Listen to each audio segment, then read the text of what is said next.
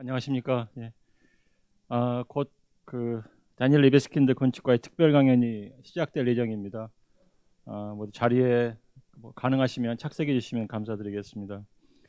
강연 시작하기에 앞서서 원활한 행사 진행을 위해서 소지하고 계신 휴대폰을 진동 모드나 또 무음 모드로 좀 바꿔주시면 감사드리겠습니다. 한 5분 내에 곧 오셔가지고 강연 시작할 것 같습니다. 잠시만 기다려 주십시오.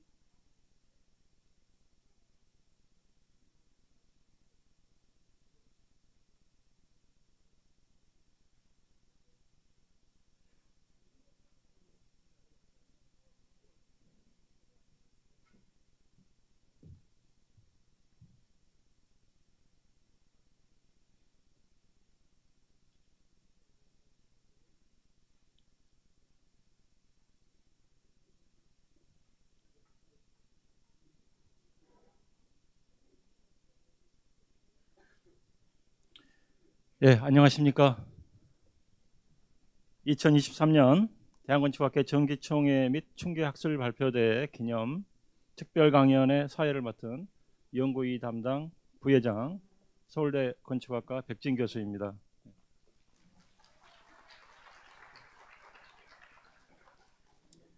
먼저 바쁘신 중에도 이곳 부산까지 오셔서 이 자리에 참석해 주신 내외 기빈 여러분과 회원 여러분께 깊은 감사의 말씀을 드립니다. 이번 춘계학술발표대회에서는 저명한 인사분 그리고 또 건축가 분을 초청해서 그분들의 철학과 작품을 접할 수 있는 기회를 마련하였습니다. 오늘은 그 첫 번째 시간으로 다니엘 리베스킨드를 초청하여서 Space of Encounter라는 제목으로 강연을 듣고자 합니다. 오늘 강연자인 그 다니엘 리베스킨드 선생님을 생각해 보면 저는 개인적으로 한 6개 정도의 장면이 떠오릅니다. 첫 번째는 이분은 폴란드에서 유태인 가정에서 태어나셨습니다. 그때가 1943년입니다. 홀로코스트가 1933년부터 시작이 되어서 45년까지 간 걸로 저희가 알고 있는데요. 가장 피크일 때 태어나신 그런 특별한 사연을 갖고 계십니다. 또 두 번째로는 이분은 굉장히 음악에 뛰어나셨습니다. 그래서 아코디언을 어릴 때부터 연주하신 걸로 알고 있는데 8살 때인가 TV에 나와가지고 연주하실 정도로, 그리고 버추아소 신동 뮤지션이라는 그런 칭찬을 이미 들을 정도로 그런 뛰어난 부분을 갖고 계셨습니다. 이스라엘과 미국에서 음악 공부를 하셨고요. 또 세 번째는 그런데 그렇게 성공하셨음에도 불구하고 음악 쪽에서 건축을 공부를 하십니다. 그래서 쿠퍼 유니온에서 건축을 공부하셨고 유니버시티 오브 에섹스에서 건축 역사와 이론을 공부하셨습니다. 그 당시에 조세프 리콧, 달리보르 베즐리 이런 분들 밑에서 공부하셨고 데이빗 레드베로, 모션 모스타파비, 알베르토 페레즈 고메즈 이런 분들과 학창 시절을 보낸 걸로 알고 있습니다. 또 하나는 이분의 드로잉이 굉장히 특별한 것 같습니다. 많은 드로잉들이 있지만 제 기억에 남는 것은 굉장히 무수한 파편들이 어떤 위계 없이 중심과 주변이라는 그런 질서 없이 꼬리에 꼬리를 물고 캔버스 전체를 채웠던 그런 인상적인 그림이 지금 떠오릅니다. 또 하나는 이분은 건축에서 굉장히 늦게 인정을 받으셨습니다. 52세, 53세 정도에 인정을 받으셨는데요. 베를린에 있는 그 주이시 뮤지엄이 거의 첫 작품이라고 보아도 무방할 것 같습니다. 그래서 홀로코스트를 통해서 인위적으로 제거당해버린 주이시 유태인들의 삶을 생각하면서 그 작품을 설계했던 것으로 알고 있습니다. 이런 한 가지 장면 하나하나가 굉장히 비범한 것 같습니다. 그렇기 때문에 어쩌면 또 이분의 삶과 건축이 또 비범한 이런 어떤 나름대로 경지에 이르지 않았나 생각을 합니다. 오늘 강의 제목은 스페이스 오브 인카운터입니다. 여기 오신 모든 분들이 또 이분의 강연을 통해서 생각해보지 못했던 건축과 어떤 삶의 부분들을 발견하는 그런 뜻깊은 시간이 되기를 기원합니다. 이제 선생님 모실 텐데요. 한국이 굉장히 그 형식이 중요한 사회이지 않습니까? 그래서 먼저 올라오시면 기념사진을 찍고 그리고 나서 강연을 시작하도록 하겠습니다. Daniel, please come up to the podium. We are going to take a photograph first, and then we will get started. Okay. 최창식 회장님을 비롯한 네이버 분들께서도 단상 위로 올라와 주시기 바랍니다.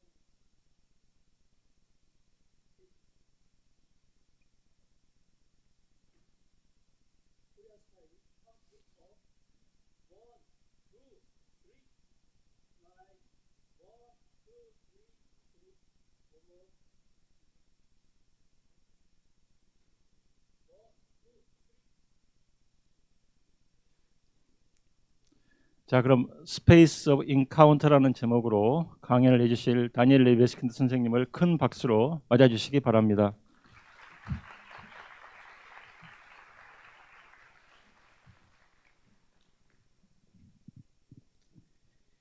Thank you very much. It's really wonderful to be here in Korea and Busan, where I was lucky to build an interesting project. Okay, what does space of encounter mean? It means to meet someone and to encounter something, not just information, but something more than that, something human. And I call this space of encounter because that's what architecture to me is. It's not just about abstract objects, it's about who is there. And you know, in the first line of Shakespeare's Hamlet, the most famous play in the English language, the first line is, who is there? Who is there? Okay, so I'm here, and if I could figure out how to do this.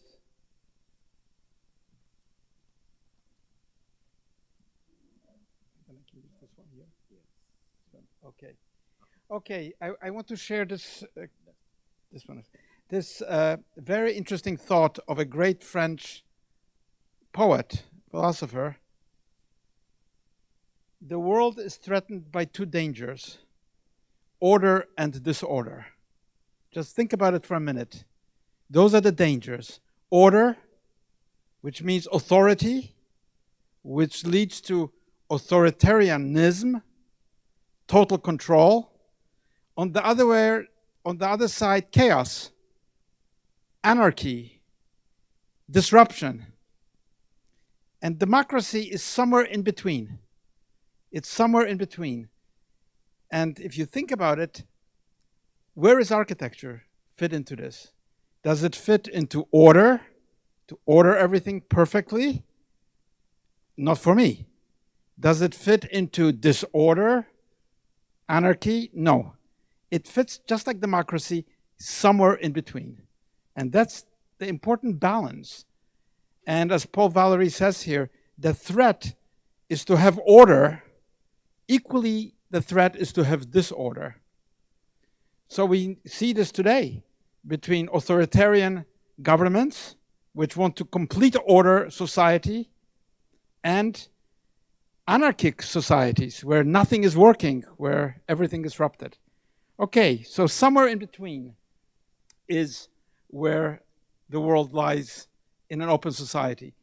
Let me share with you a very complex project, and an important one, because the World Trade Center in New York, which is, after all, a site of only 16 acres, but the terrorist attack on the site and the devastation and chaos it created in the world with all the things that happen after. Everything has changed after that. How we fly, security, world order, strategies, countries.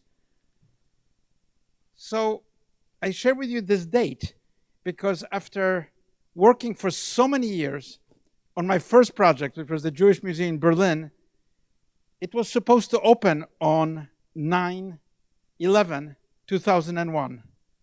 And of course, that is exactly the date when the World Trade Center was attacked by the terrorists, where about 3,000 people died, maybe more. Yes, that's the connection between those dates.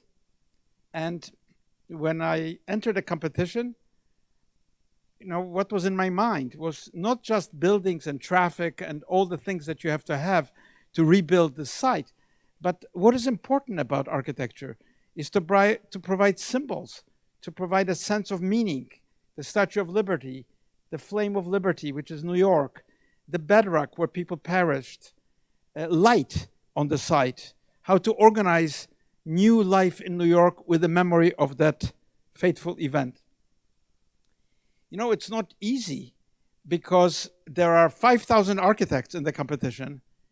It's very controversial. It's very high profile. It's high energy, high tension, and very political.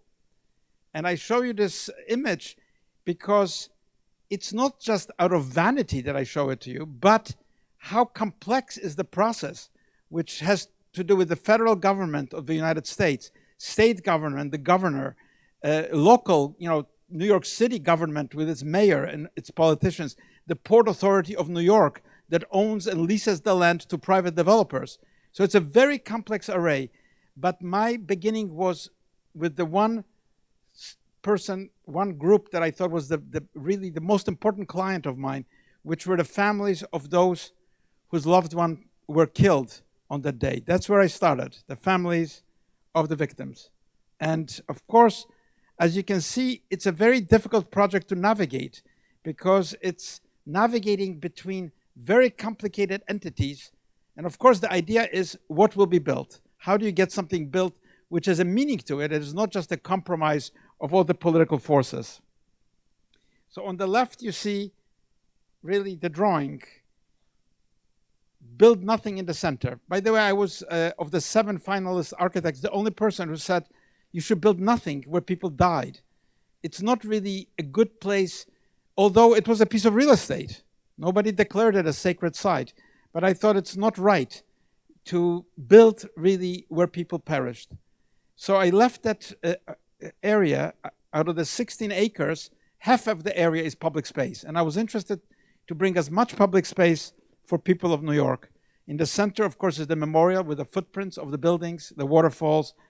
And I put the buildings far away on the periphery of the site, starting with a symbolic building, 1776 feet, which is also the date of the Declaration of Independence, and the other buildings following in a certain order downwards.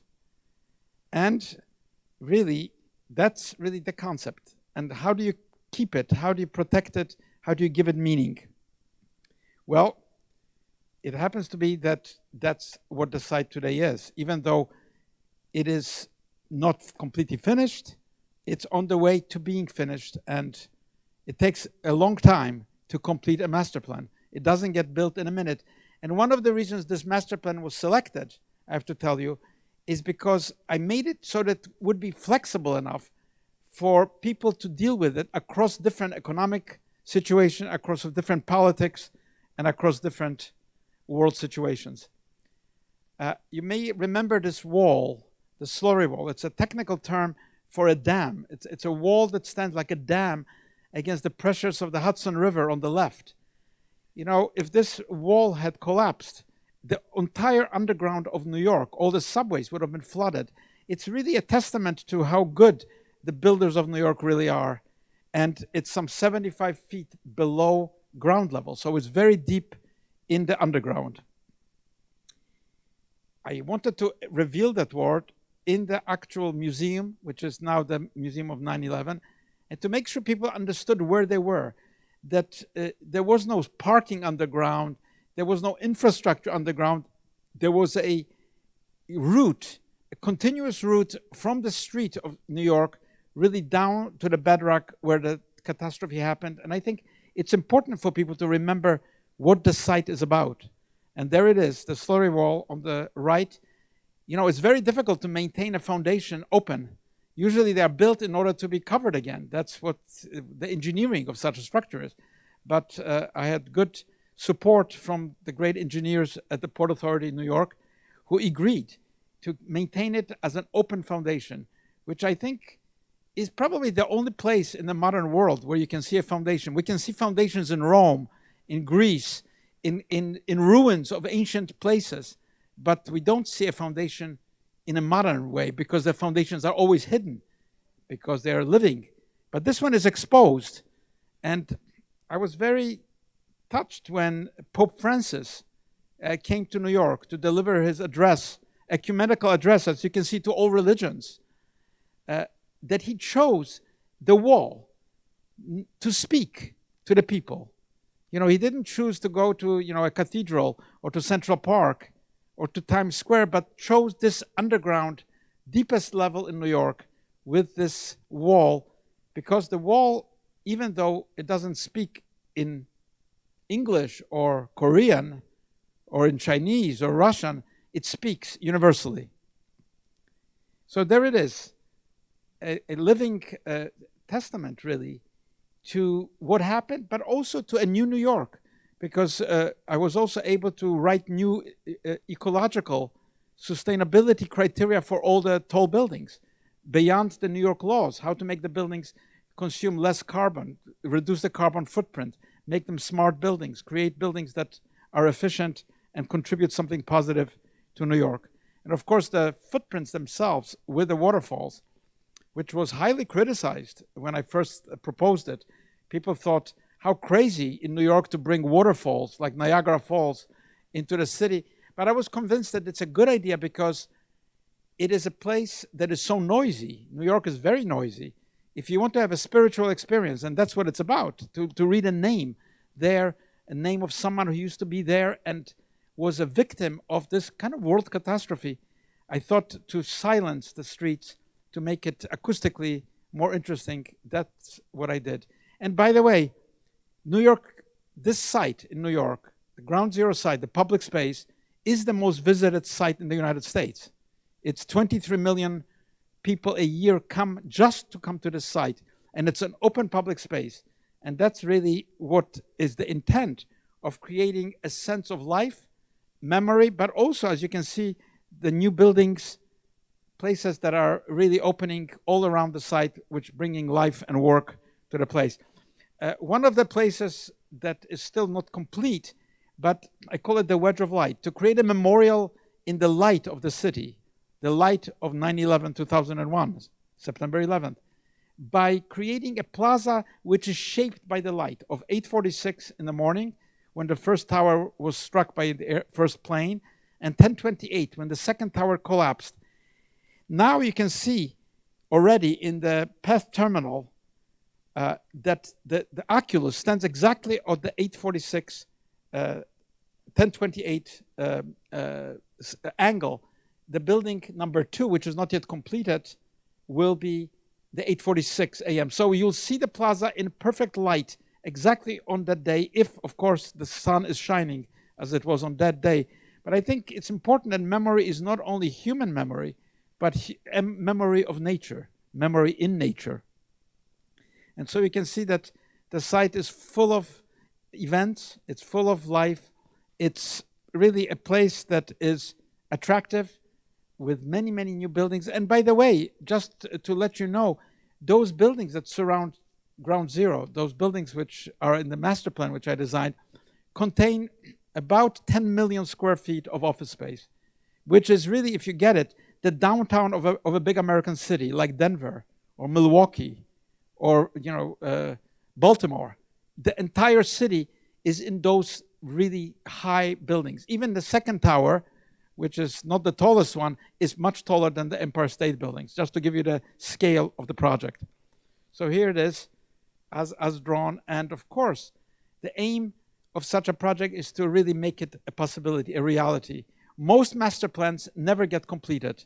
Most master plans wind up in museums. But my idea was to get this built across many different political administrations, across many different economic cycles of America and the world. And indeed, this project does shine with that light of democracy, of liberty, which affirms our freedoms, our society. Despite what you see in the polarization in America, it is society based on these facts and on these symbols. Another project quite far away from New York is in Milan, in Italy, where I participated in a competition, again, a big one, maybe not 5,000 architects like in New York, but maybe 50. And I entered a competition with 2 of my good friends.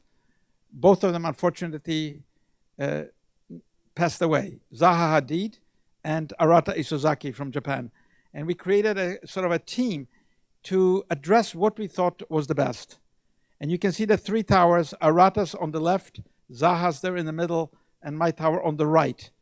Now, what is the site? The site is 64 acres, so it's much larger, 4 times the size of Ground Zero in New York. And it's really in the center of Milan. It's really a very central site, as you can see by the fabric of the city. But what was it before? It was the Fiera di Milano. It was the fairgrounds, very polluted actually. It was already open in the 1920s. It was a kind of a fair that every year had events, and it became no longer economical to have that fair. The fair moved outside to the suburbs, and this land became available. Now, almost all the architects imposed a strict order on this site, a kind of a grid or something. And no, that's not what I did and not what we did. Actually, I won our own internal little competition for the master plan with Zaha and Arata also proposing. But we selected this plan of mine, which is really to create a green area, to really make a complete shift in how the city has worked in the past.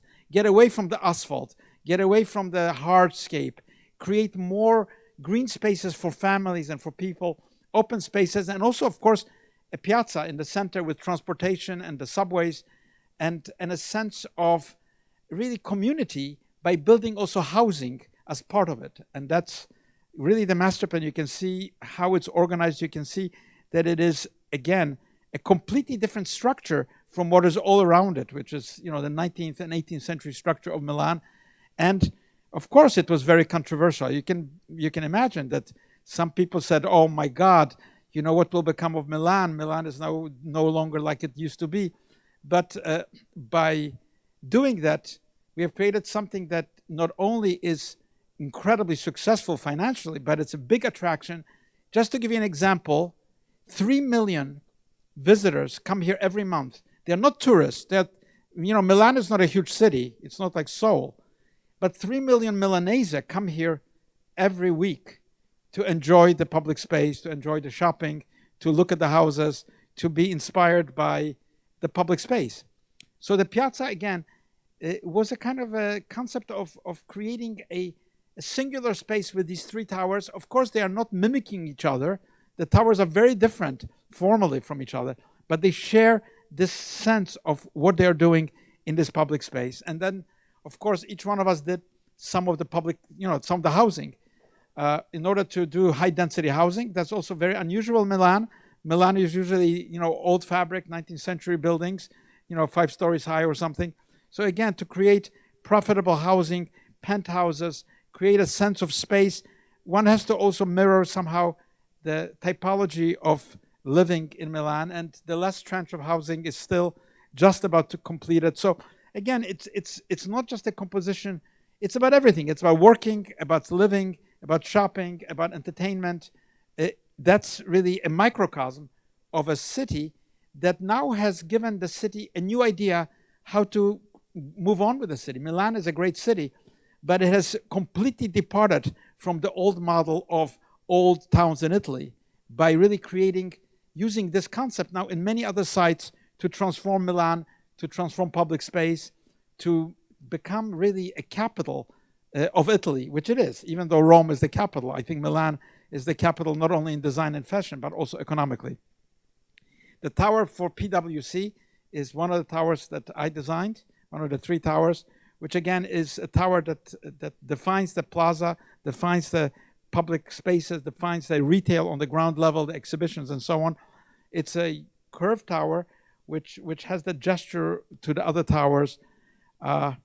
It's very special because it's part of the idea that we had of how to illuminate the plaza with light and create really a destination, a magnet, which it has become. And it really has, I used to live in Milan, so I know the city. It was a very different city before. It's really a luminous, fantastic place now, and a model really for how to be reborn and reevaluate itself in a 21st century sense. Cities cannot just become museum cities. Many of the European cities, as you know, are like museums, and they will not really survive for long as museums. So that's an example of how a city can modernize itself by respecting its history, by respecting its context and new desires of the public. Okay, a project very, very different. This is a project in Germany, in the city of Dresden, for the Military History Museum. It's not a museum about the military. It's owned by the military. And it is the largest museum in Germany because German military history is very large, as you can imagine. And it is like West Point in America. This is where officers of the German army come to be educated about German military history. You can see that it's a combination of an old building on the ground level, the old armory, which was there already in the 19th century, and was a museum of the Kaisers, was a museum of the Nazis. There was the museum of Hitler. It was the museum of the Soviets, of the museum of Stalin, museum of the German Democratic Republic, the communist state of Germany. And then after unification, the question was, what do we do with this building? How do we go on with history? And how do we go with military history? So let me give you an example about Dresden.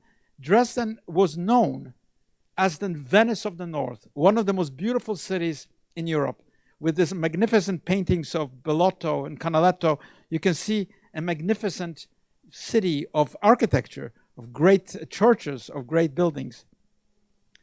Here is the building as it stands, and it's a kind of top view where you see this vector that traverses the entire building and disrupts this armory, which is a kind of chronology. And the disruption is really very precise in the chronology of history between 1914 and 1945, those militaristic years which led to so many deaths of people. So there it is, my idea. Take the triangulation of bombing of Dresden in 1945. That's when the Allied forces completely leveled the city. And I used the exact points of the triangle to create a self-similar form, which the museum really mirrors. So it's a kind of a microcosm of both the catastrophe that befell Dresden, but also a view towards a new Dresden. You can see here how the old armory is incorporated into the new kind of vector of orientation. It's really a conversation between this 19th century artifact and new exhibitions. And of course, in the old building, we have had to restore it. It was in a very bad state. When I started, it was really kind of a, the GDR did not have a lot of money. They didn't pay much attention. So it was very poor, but we restructured it to be what it was, this great armory. And of course, in that armory, you've got Napoleonic Wars. You've got everything from, 12th century Teutonic knights that conquered so much of Europe. And then this vector breaks through the structure. You can see that the structure is the columnar structure. But this vector, which is concrete, which is not at right angles, which is a kind of a new topography, breaks through the columns and creates its own space. And in this space, you see exhibitions of, many kinds of exhibitions, things that fall from the skies. You can see here the main stair of the old structure with a new passageway in the vector exhibition of toys. Toys, usually at that time, kids played with, military toys. And of course, you can see the dramatic spaces that are created by the collision of these two different really systems of thinking, order and disorder. And of course, we have also weapons and other criteria to really ask the questions of the public. So there are no answers, there are questions raised. Why do people follow military leaders? Why do people follow authoritarian leaders? Why do they shoot when they are ordered to shoot? Nobody gives answers to these questions, but these questions are posed to the public that comes to the building. And as you emerge on top of the building, it's called the Dresdner Blick, the view from Dresden. You can also see the fragments of cities destroyed from Dresden by the Nazis. A city like Coventry in England, Wieliczka in Poland, Rotterdam in Holland, cities that were completely destroyed by the bombings from Dresden. So then you emerge, you leave the building, actually at the very top of the building. It's hard to show this in photographs, but there is a slightly tilted frame, which is kind of transparent as you look down, and you are really suspended in this open space through which you can see the new panorama of the city being rebuilt. The city has rebuilt itself, much of it rebuilt like the old Baroque with new materials, but you are really suspended in space. It's not such a comfortable feeling, but an important one, because it shows that the military is not somewhere in a hidden space. You, in a democracy, are empowered to control the military and the government. So you are alone in the wind of history, so to speak. And it's a very shocking feeling that you, as an individual, really are alone in face of this gigantic history of the military might, in which so many millions, maybe 25, 30 million people were murdered. And what do you do? How do you behave? What do you think? How will you go on? So that's a very special building and a very special experience. It's I must say, photographs can't really do this well, not even animations. But if you have a chance to go to Germany, you'll get that feeling of being suspended in history. Okay, a very different project in Finland, in the north of Finland, in the city of Tampere, where I won a competition to build this huge Nokia arena, which is a mixed use project because it also contains a hotel on top and also housing. Now, Tampere is a very beautiful city. It's the second largest city in Finland, but maybe much more attractive than Helsinki, more desirable. So what do? Using the arena as an anchor point, you can see it here on the right, and to create over the railway tracks, and that's a constant problem in many European cities, I think everywhere in the world, how the railway tracks disrupted the structure of the city, divided the city, north, south, east, west. So it's a kind of master plan for what to do on this railway land, using the arena on the right as the anchoring point. And of course, the arena is a huge mass.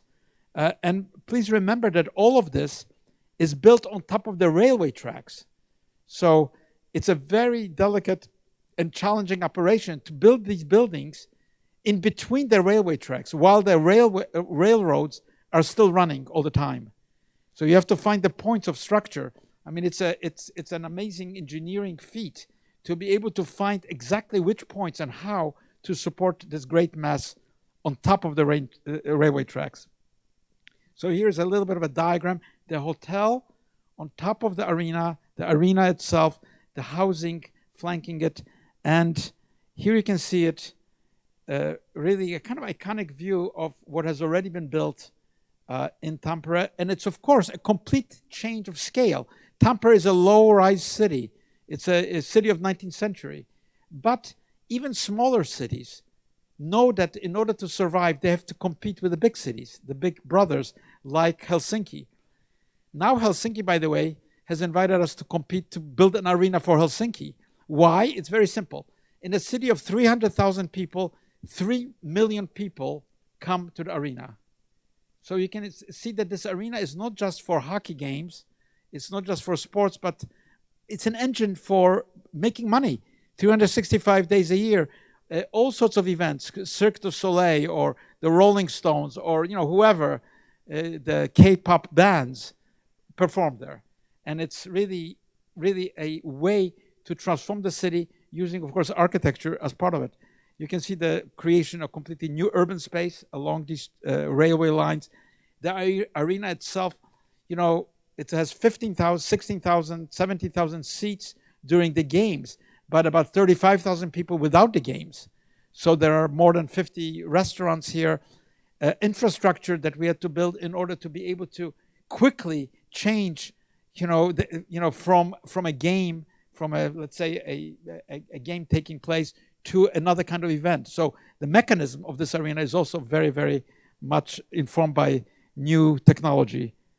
And here you can see how this railway track is being superseded by the housing and by the architecture that is part of it.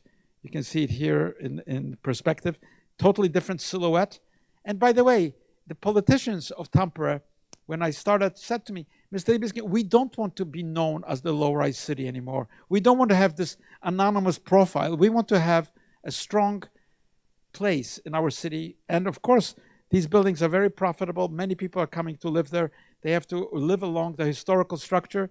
Many famous old buildings from when Tampere was part of the Russian Empire before 1900 and so on. So you can see here the new development taking place. Of course, it's just the beginning. We are still working on the second and third part of this master plan. But for sure, this will have changed a city which was like a second city to a first city in really a strong way. Iconique, that's a project in Nice, in France. Also about transportation and railways and roads, like all cities in the world. But you know that Nice is one of the most beautiful cities in France, and yet it has the same problems. The river of cars that divides the city continually, many lanes of highways. The railway, huge railway next to the railway station. So it's many blocks. The question is, what to do? And again, competition, what to do? So the proposal that is being built is the proposal to create really a very interesting, really attraction in the city that has hotels, offices, culture, retail. It's a kind of microcosm of a city taking the 19th century structure, but really reinventing it in a completely new way and creating really desire to be in many different levels of this very complex and large-scale building, which I consider kind of really a bit of an Eiffel Tower in a horizontal sense. You can see it here, the railways and the impact. How do we traverse this space of the street, the main street that runs through it? How do we make it accessible? How do we bridge it? So in the drawings, you could see the intention to create a different scale, a sense of maneuvering the space, a sense of creating attractions that are really spectacular, not only on the outside, but on the inside, because really it's thought from the inside out, these spaces of magnificent, stores or cultural spaces, or even hotels of hotel amenities. So that's kind of the first sketch of the building, which of course does have a lot to do with the Côte d'Azur, the mountains, the sea, the colors. It is blue with a very spectacular colored, sort of infused blue into the steel structure, which is part of it. Thank you. And you can see that it's also designed for different kinds of speeds. The speed on the highway to see a building is different from the speed of a pedestrian on the other side of the street. So you have to design a building that has a different sense of movement depending on what is the speed at which you're looking at it. And of course, from the station side as well, important, the relationship to the historical buildings. And of course, in the main juncture point, something incredibly dramatic. And I can only tell you that it is a complex thing to build, because it's, many parts of the buildings are cantilevered. It's a kind of a structural feat to create this disparity of spaces that are all continuous and contiguous and form a organic whole. It's certainly a building that is already a huge attraction in Nice, even though it's not yet occupied. But I hope that by this summer, much of the building will already be open to the public. Okay, I want to share with you the smallest museum. I've been very lucky designing so many large-scale museums, and really 3 more now, one in Lisbon, one in Chile, one in Poland, one in, I don't even remember there. I'm so lucky. What is the 4th one? One in Jerusalem, yes. This is a museum in Vilnius, in Lithuania, sort of, northeast. And it's a very interesting museum because the client is a collector. He's a, philanthropist, collector. But what did he collect? During the Soviet era, because Lithuania was under the Soviet, Cold War, taken over by Russia. When it became independent, this man, Mr. Butkus, decided to collect paintings of the artists who, during the daytime, worked for the Soviet, for the government, propaganda artists. But at night, at home, they were real artists. They drew and painted for themselves. And he collected all this art, more than 6,000, 7,000 works of art, which is an interesting commentary on what people do for political reasons and what do they do really at home in freedom. So the museum is really a very modest museum, not an extravagant museum. It's really a museum that seeks to bring people in all the corners of this museum, which has many activities, and it stands in a historical part of town, just about that scale, and you can see that stair, which leads you also to another open space for public events, for movies, and so on. So the museum is really seeking to establish a sense that it's not a closed box. It's not just a museum with an interior, but a museum which you can explore also externally. And of course, it's in a very historical part of town where not much can happen outside of those realms. That's when you come up the stairs, you have a higher plateau. There's again a little theater there where they have music, shows and films, especially during the good weather in spring and summer. And of course, it invites a lot of people to activities which are not within the museum itself. The museum itself is kind of simple. It has only a couple of levels. It has flexible exhibition. It has storage, which is also visible to the public, cafe, restaurant. It has become already a catalyst for transforming the entire neighborhood into really that kind of art neighborhood that Vilnius never had. And I think that's something important, that a building is not just for itself, but has an impact socially, culturally on its neighbors. And you can see it with, in the context of what is around it, those 19th century buildings, early 20th century buildings. So again, a modest building with a strong kind of characteristic and attraction for people, not just in Vilnius, but of course tourists that continually now come to this part of the world. Another scale, another place in Singapore, not so far from here, I had a chance to win a competition with the Keppel Corporation for what to do on this Keppel Bay. And you can see these two sites. The first one on top is the site of reflections, and then later on we were asked to do corals. And in between, the same company owns the middle, which is a kind of modular, something of another era. But those two flanking sites were part of the competition which we were invited to build. And what did I want to do? I wanted to create buildings that have a sculptural sense, that have a sense to transform this industrial docklands. And we forget that only recently this was what the Keppel Bay looked like. It was, it was an industrial site, and much of it was polluted. But the Singaporeans have a very strong policy of city planning and addressing city issues. And not only did they clean the bay, but they made it possible to build residential quarters of very, very high visibility. So there it is. It's a pretty dense site. You can see that there are low-rise buildings and the double-paired towers, that there are pavilions and there are amenities. And the aim is to create a high-density environment which is interesting to live in and interesting for people to call their home. So here it is, the kind of composition of the low and the high. And of course, the bridges have the amenities. And the buildings, as you can see, are doubly curved. And I like this story because our developer, Keppel, said at one point, okay, Mr. Libeskind, it's a little too ambitious. Why don't we just have a single curve? We don't need a double curve. So they went back to the city authorities. But the city authorities are really good. They said, look, the only reason we allowed you to win this high-density project is because we want to see the double curvature. We don't want the single curvature.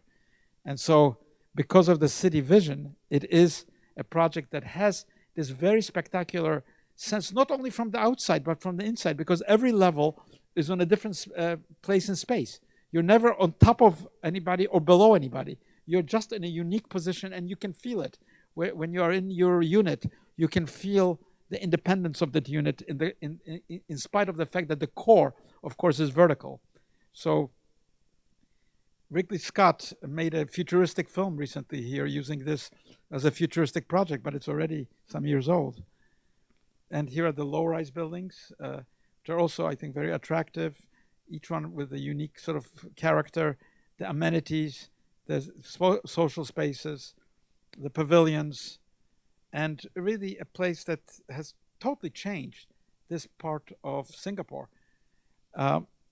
Later on, we were asked to do this corals, as I call it, and you can see that in the sketch, I positioned the tallest buildings, again, a very high density scheme, around a court where the lowest buildings were facing the water, which means that all the buildings get a sense and a view of the waterfront. And I think that's usually different because usually people build the tallest buildings, at the best view, not the lowest buildings at the best view. But this has really worked for the residents here. You can see it from on top of one of these pavilions. And again, high density, very different criteria in planning used for this site than for the reflection site. But again, a kind of composition of light and nature, which is important really for everyday life. And here you can see from the corals development, view towards the kind of completely transformed bay, and in the background is reflection. So again, I think, housing is a very interesting thing, because most housing to architects is very boring, because it's like a formula. You have the boring formula, but we're now doing a project in New York for the public housing project. It's New York City Public Housing Agency. 2 projects which are really trying to depart from the formula of what public housing, which is low cost, should look like and should be for people who live there. So yes, it's interesting to engage architects in rethinking what the low-cost housing could be and how it could add quality and beauty to the life of poorer people who cannot afford the luxury resorts that we see here. Okay, so this is Hyundai Urang Park here in Busan, which is one of my favorite projects. And we had so much fun here on this southern South Sea in this very iconic position to create something that really is, again, rethinking. Of course, it has to be an extruded tower to be effective. It has to have a core. It has to have all. But how do you, within the very tight regulations of economy of a tall building, how can you make something which is innovative, which has a lot of high density, many towers, the hotel, places to work, green spaces, open spaces? How can you make it all work in a sense that creates a three-dimensional sculptural composition where there isn't front and a back, where everywhere you are illuminated by light, by sense of dynamism of space, and by the fact that you are really not just going by or living inside of a box, but have much more freedom to really look at the city in a new way. And I think that's something that, I just saw it again. It's really working very well, and it's a great place to live. I think great place to work. It has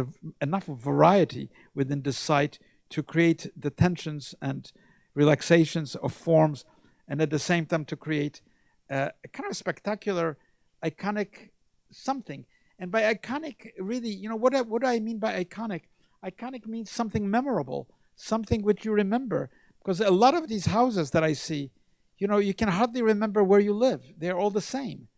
It's just maybe a different color or a different, slightly different, material, or maybe just a different shadow. But I think it's important that identity be given to people who are living in high-density places. If you have a villa, you have an identity. You have space to build something. But if you're living in a high-rise environment, the identity is equally important to be given to residents. So yes, that's Busan, a project that is still surrounded by very anonymous towers. Even if they are very big, they don't try very hard to do architecture. Yeah. And by the way, I want to tell you, since many of you are young architects, that in architecture we have 2 words. In art we have only 1 word. I can declare this a work of art. I can say this cup, which I didn't drink from, is a work of art. But in architecture you can't do it because there are 2 words. There's the word building and the word architecture. So you can build as much as you want without producing a single piece of architecture, or you can draw something which is a piece of architecture which will never be built. Like Michelangelo, Bramante, Piranesi, they drew a lot of fantastic architecture which was never built. So yes, I do encourage you to draw architecture and also to build it if you have luck. Oh yes. I always wonder, K-pop, K-fashions, K-TV, K-movies, K-style. What about the architecture? Where is the K-architecture? Yeah, that's the point. Okay, Yongsan. Many years ago, we participated and we won a very large-scale competition in Yongsan in Seoul. What to do on the Han River, which after all is the heart of the city, and how to really create something which works with a master plan that is spectacular, that brings green spaces, that gives freedom to people, that combines work and leisure and shopping in one central space, because of course Yongsan Station is a very large station. And we worked, I just recently discovered that we had more than 3,000 drawings as part of this competition. It was about 12 years ago. Sometimes competitions, lead to great research, but the project does not materialize. But I'm always an optimist, because the site is still lying there empty, and I'm sure something good has to happen between the Nam Mountains and the Han River, the sort of feng shui sense of what dynamic high-density city is, and what was the idea of the founders, the early thinkers about Seoul. They understood the genius loci. They understood that it's not a city that can be transported from some other high-density city, that it has to really grow out of its own soil. And so I won't have time to explain it, but what I thought about is how to create really a series of neighborhoods. I call it archipelago, because you need neighborhoods connected by green, not divided by traffic, create a kind of a river of continuity, which is of course, cultural and retail activities, create spaces that magnetize towards each other and attract people to live there. So it's a complex idea. Archipelago is really what gave Western culture the beginning. That's those islands of Greece that created Greece. They were just small island cities that were connected by the communication system, which was the water. In this case, it's the green space, and creating an organic connection between the different programmatic requirements of so much density, of so much building, in a way that can be phased across time. So it's not something that's going to happen immediately, but you have to make a plan that has a vision which could be accomplished in time. How do you do that? Well, I'm a great believer, as I said, in drawing. Without drawing, you can do nothing in architecture. I don't care what tool you use, as long as you can draw yourself something that has to do with imagination. And of course, model making.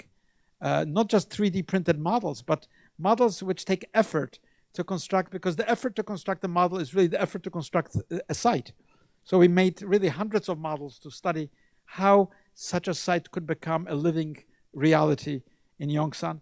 And here you can see really the kind of the figure of it. It's not a grid, it's not something banal, it's not a mediocre, quick result, but it's a sensitive thinking, a connection of that old figure of Seoul that you saw in that ancient drawing to the contemporary needs.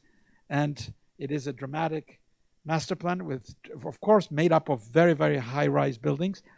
And it was really inspired by elements so that there will be enough variety, connection between the different neighborhoods in terms of their scale, their sense of place, and their human character.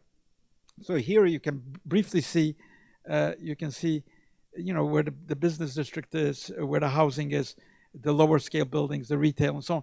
Sort of a topography, kind of physiognomy of the place. And believe me, it's not something you can do by taking it out of a ready-made drawer.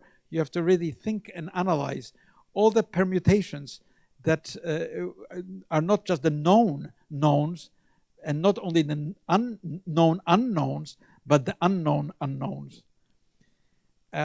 Here it is in the master plan, and that was not really all, because then, after we completed this, we worked with 22 really world-famous architects who came into this project. Renzo Piano, KPF, SOM, many interesting companies from around the world. And what is important is that creative architects have to also work on projects that they like. They have to embrace the master plan. They don't think that a master plan is something banal that's going to make their work more difficult. And it was embraced by these very admirable architects. And unfortunately, it was not yet the time to build this project. Maybe the mayor was too young. Maybe he did not know enough how to achieve it. But there is always the future. So this is really a project that has really something that I think almost no other project has, which is a neighborhood made out of high-rise buildings, not a kind of, but connected to the parkland and to the historical fabric around what it is doing. So yes, there it is, with its figure and with its sort of drama and with its really ecological thought, how to maximize the green space, how to diminish the impact of the car, and how to give the human person there living the best possible environment. Okay, this is another project which I'm happy to be working in Korea, in Seoul, the Supyo Global Tower. And what is it? I thought about many things in this cloud of words about the public space, about the spirit of the building, about culture, about how to integrate latest technology, about invention, about how to harmonize the building with the existing buildings around the site, and to create a building that is very bold, but also does something in this really dramatic sector of the city. After all, it's within the boundaries of the historical city. So it has a big responsibility to be part of the neighborhood and do something that really brings that neighborhood together into this building. So you can see in this building, in this section, that it has really spectacular lobbies, very 3 stories high, but also has the historical alley traversing it, and has really a variety of public spaces, both under, in the between, and over, to create the sense of what it is. So the courtyard in the center with this kind of theater, almost a Baroque theater seating and rising to the views, the offices around it, the historical alleyway integrated into the north or south entrances. So it's really a bit of a microcosm of also the gates of the old city. And it's done in a very strategic way. The diagonals that you see, by the way, have always the same angle, so that no glass is specially cut for this. And it is inspired certainly by the ancient architecture of Seoul, of Korea, by the musical systems that really emanated in many centuries before the modernization of Korea, which was so advanced in musical notation, and also on the sense of patterns that are so famous and so different from Japan or China in the Korean world of fabric, of design, of ornament, of screens, of traditional way of displaying things. So all those ideas and many others that I'm not sort of going to go into are part of sort of the global sense of the tower. Of course, the lighting and the drama of the tower is important. Its position on the street, how you enter it, where the public entrances are, to invite people into the building. And yes, this is a little film just to end.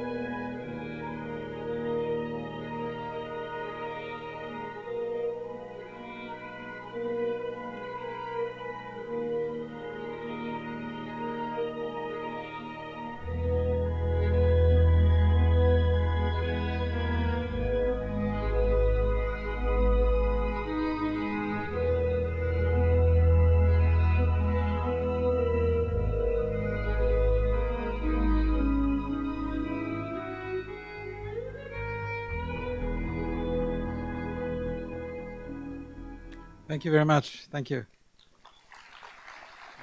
Thank you. Thank you. Thank you.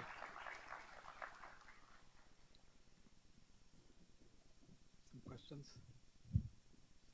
Yes. Yes. A few questions. 예, 너무 열정적으로 강의해 주신 것 같습니다. 다시 한번 감사의 말씀드리고요. 여러분들 질문이 있으실 것 같은데, 예, 3개 정도 질문을 받으실 수 있다고 합니다. 그래서 질문 있으시면 말씀해 주시면 감사드리겠습니다. 예.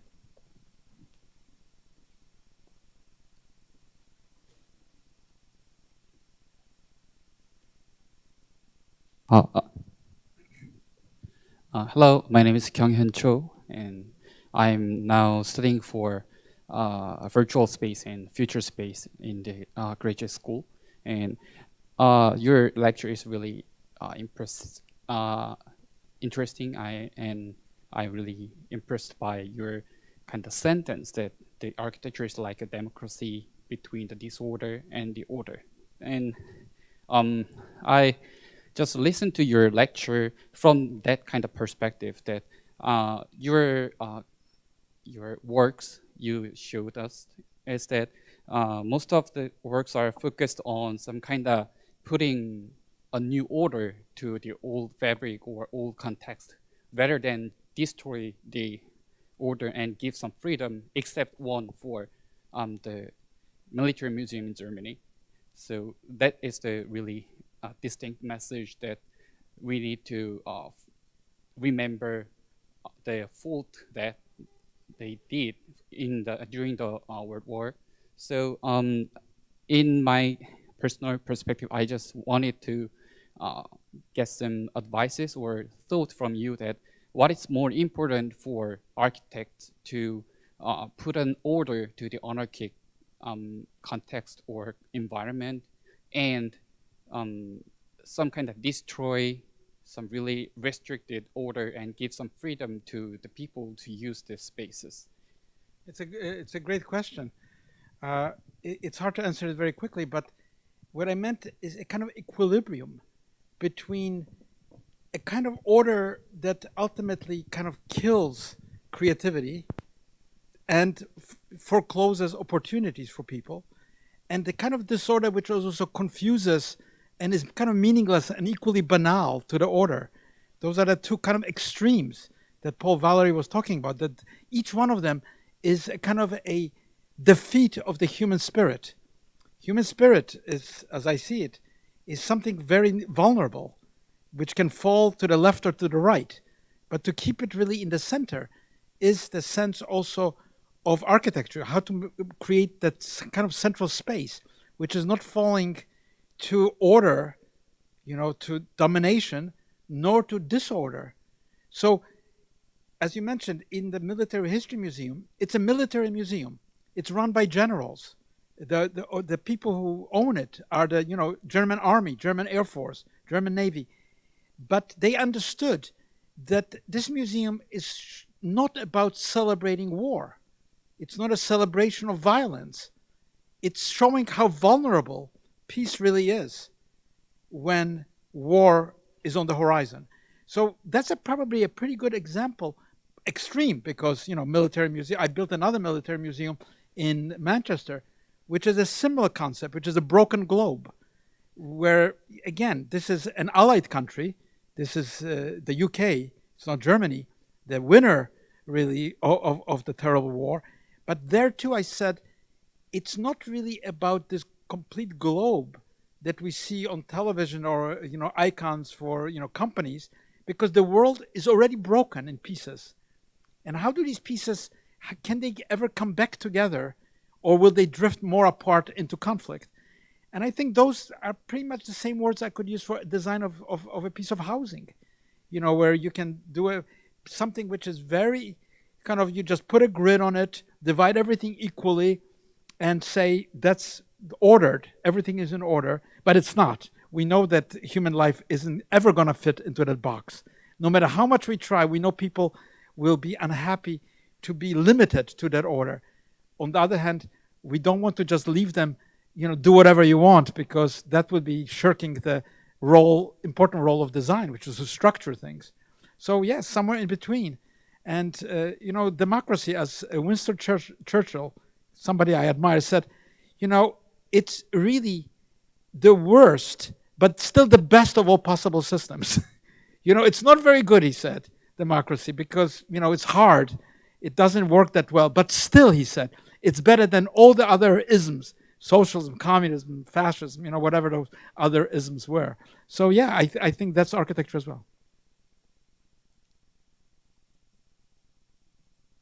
두 번째 질문 있으실까요?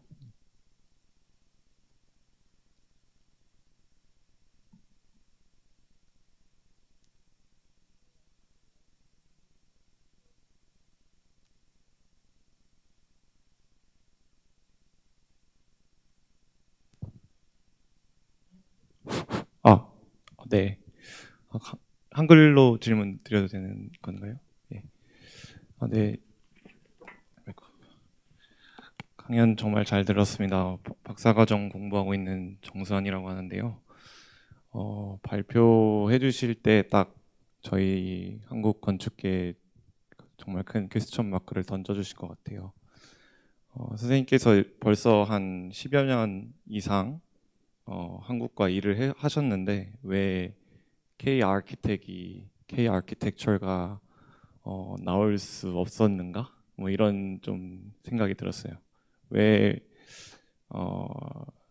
그 한국의 건축가들이 다른 뭐 동양의 저희 뭐 중국이나 일본처럼 프리츠커 위너라든지 아니면은 정말 좀 좋은 메시지를 던지는 그런 건축물들이 좀 세계에 많이 안 알려졌거나 혹은 탄생하지 못했는지 그런 것들을 이제 선생님께서 한국과 일을 해보시면서 어떤 그런 뭐 문제점들이 있었다고 생각이 드는지 아니면 혹은 우리가 이제 어떤 방향으로 나아가야 그런 K 아키텍처가 세계에 좀 알려질 수가 있는지 그런 혹시 인사이트가 있는지 좀 궁금합니다. It's a good question because, you know, to me, Korea is a very advanced modern society. And it's very modern and very advanced because it has a very strong tradition, which is always there under the ground of the visible. To me, the technology in the technological systems that Korean architects, for example, possess, the realities in being able to manipulate, are not yet visible in the requirement that by giving, or let me put it this way. We used to have the mechanical age where things looked mechanical and everything was a machine. And architecture looked like a machine. And people were supposed to fit into this machine. As Le Corbusier said, a house is a machine to live in. That's over. We are not in a machine and mechanical age. We are not behaving that way. Then there was the electrical age. The electrical age where everything was polarized into a kind of disseminated field of plus minus tensions and forces, which was the electrical age before the era of information. Era of information has a very different implication since communication is at speed of light. But what has been kind of a phantom of the revolution of information is the missing pieces of the body which have been disembodied into the system of information. So we are awaiting, really, I think, from, if you ask me what K architecture would be, the supplementing of this technological wizardry with what is tactile, what is sensuous, what really is desired by people. And I can only tell you this, that high level of thinking, the highest level of thinking, you can illustrate from the origins of thinking, which is somebody like René Descartes, who invented the scientific method, right? The French philosopher. And in his meditations, he says something very interesting. There's one sentence which you should definitely read. He said, "I'm now thinking so clearly," and he invented, the binary system, the 1 and the 0. He invented the computer in his thought. But he said, "Now that I'm thinking, I don't even have a body anymore." But we do have bodies. That's the whole point. We can imagine we don't have bodies, but we have bodies. And as long as we have bodies, we have to be satisfied in other ways. And so to me, K architecture will be the supplementing of this really virtual cerebral excess, or maybe cerebral empathy with a physicalized, visualized sense of being, which is, of course, about feeling, emotions, and so on. And you can say, by the way, in that order and disorder, that order is the language and the disorder is the feeling. Yeah. That's a longer thing to debate. 자, 마지막 질문 하나 받도록 하겠습니다.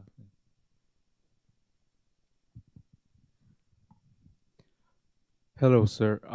I'm a sophomore majoring architecture in Pugyong University, and I have a question for you. So, while looking at your lots of projects about museum and other buildings, I thought the main concept of your projects is the connection between past and future. But past is past, but future is something unpredictable, and we can't think about futures without something else. So was there any adversities while thinking about futures while you're doing your own project? Well, nobody can know what the future will bring. The future is unpredictable. But we can feel kind of the lines of force where reality is moving to. And we can either follow them or resist them or show them or expose them. There are many ways to do that. But certainly we are really, as human beings, simultaneously in the past, present, and the future. You know, they don't exist separately. Those words which we have used so often, the present, the past, and the future, we know are simultaneous, that they are always at the same time. And therefore we can only really cut through the present to know both what the past is and what the future will be. Because, by the way, we don't even know the past. Let's say that too. We think we know the past, but every tradition, and the stronger it is as a tradition, is a forgetting of how it originated. That's the nature of tradition, the forgetting of the origins. So yes, it's always a challenge in the present, in the past, and the future, because they are simultaneously being exposed. And we live in that tripartite world of time. Which, by the way, Albert Einstein, and I'm designing Albert Einstein's new center in Jerusalem, the first time that his archives will become public and his work will become a kind of public event to visit and a museum of his work. And, you know, as I was reading, you know, and my son is a scientist, so I cannot compete with his much keener understanding. But you know that Einstein said that time itself is an illusion. I mean, he was a pretty smart man. We should be warned.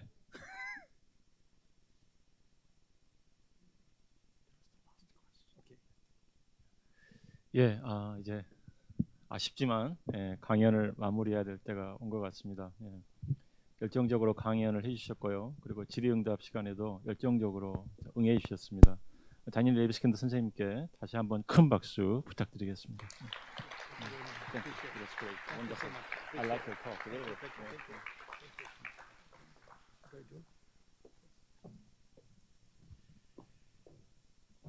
이상으로 특별 강연을 마무리하도록 하겠습니다.